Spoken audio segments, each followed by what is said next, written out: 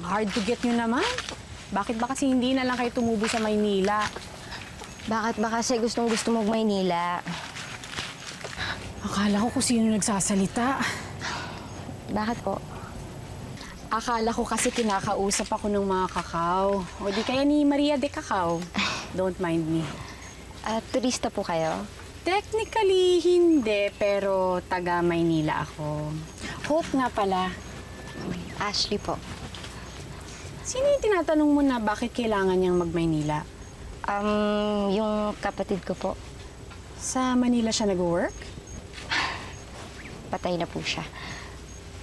Oh God, I'm so sorry, Ashley. Hindi, okay lang po. Kapag namimiss ko nga po siya, kinakausap ko po yung mga bunga ng kakao. Para pong baliw, no? Gawain ko rin yun. So don't worry. Normal ka. Sige po, ate.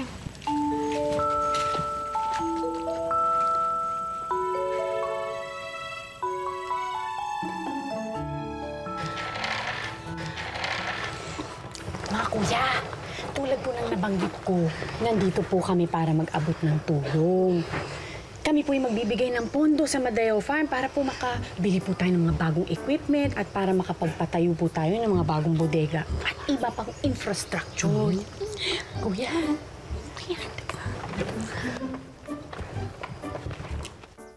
Ate, gusto niyo po ba ng bagong equipment at ng bagong building para sa Madayao?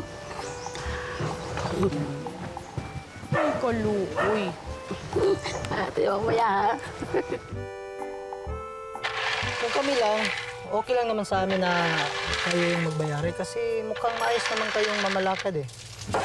Eh kung ganun po, gagawin ko po ang lahat para pumayag si Sir Ponce sa mga plano natin. Promise ko po yan sa inyo. Maasahan po ba namin ang suporta ninyo?